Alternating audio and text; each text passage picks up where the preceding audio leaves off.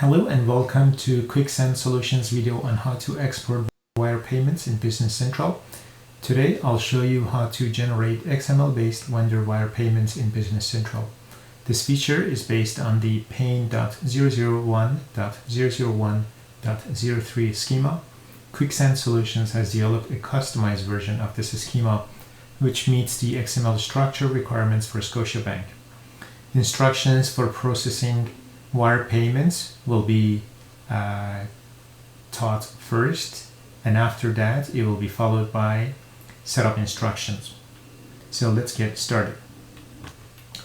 Okay, so in the first step we're going to do the wire transfer processing, and for doing so you will need to go to payment journal batch and create a new batch. We go to search and we can type in here payment journal, and here we will need to create a new batch. We can create new and we can call this vendor wire. So this would be wire transfer to vendor, and we have to select bank, and we can type in here checking and hit OK. Okay, in the next step we're going to do the payment journal process. So we're going to select the wire payment journal batch, which we did, and then we're going to add the lines to our payment journal for each vendor that needs to be paid by wire transfer. We must be checking these fields. Document date must be equal to current date, so we can put here T and click enter. That will put that. Next we have to select the vendor that we want to pay, for example this, and recipient bank account needs to be entered, so that's already populated automatically. We also have to make sure that the bank payment type is selected as electronic payment.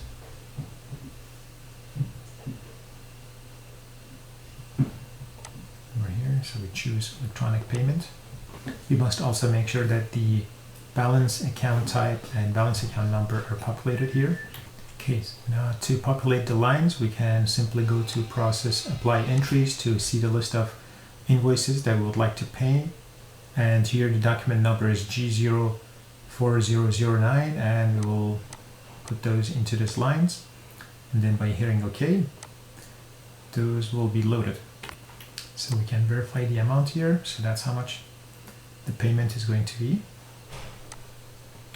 Okay, once this is done, we can simply go to bank and click on export, and an XML file will be generated, and now we can upload this to the bank payment portal to process the wire payment. Okay, so we can go to bank and export that XML file by going to bank and clicking on export, and we will identify the folder that needs to be saved, and you can just simply save it there. Once you have received the confirmation from your bank that the wire transfer has been processed, then we can go to bank and select transmit. Click transmit. So this export file successfully transmitted, and we can say yes. And now the transaction has been completed.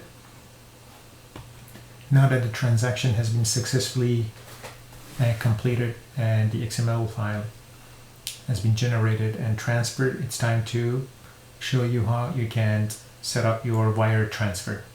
For doing so, we can go to search and type in bank export import setup,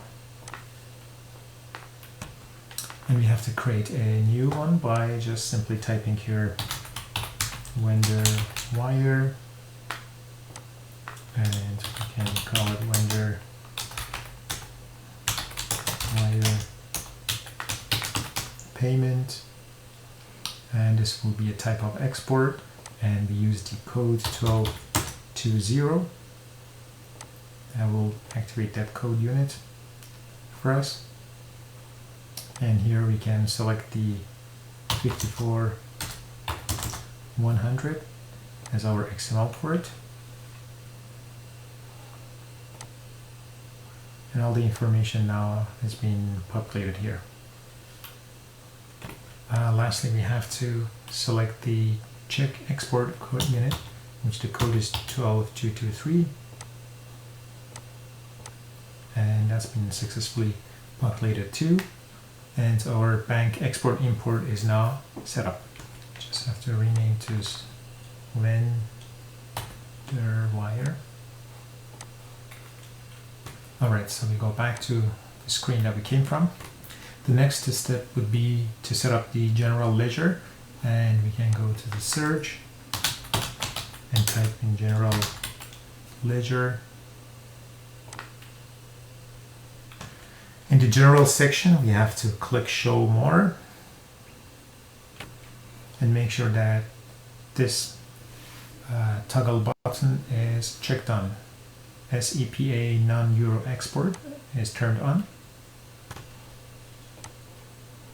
Okay, next we'll be setting up the bank account. So we go to search and we can type in bank accounts. Here I had selected the checking account, so I will edit that.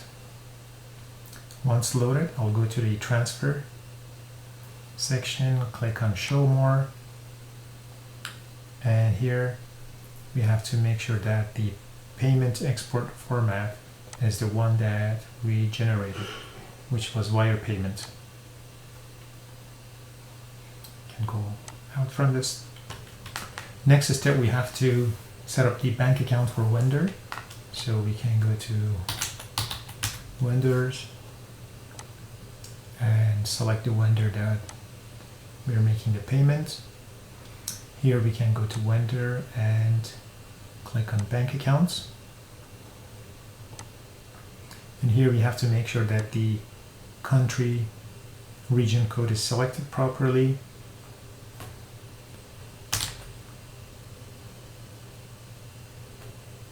Whatever that we want to choose, you can just simply say select it, and also make sure that all these information, currency code, everything is selected properly. Go back out from here. We just need to make sure that the transfer information are also set up properly, so I'm going to double check that again. So I'll go back to vendor, bank accounts, and this is the vendor. I'm going to go to this section that is for transfer. I must make sure that the IBAN number is set up properly, and we have to toggle on the use of electronic pay, and also we have to put the code 02 for bank clearing standards. IBAN actually will be optional. Okay, once this is set up, we can go back, and the process is now completed.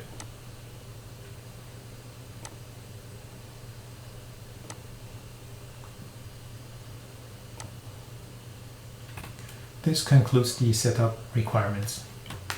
And that's it. You know how to use export wire payment feature in Business Central using Kwixand Solutions extension.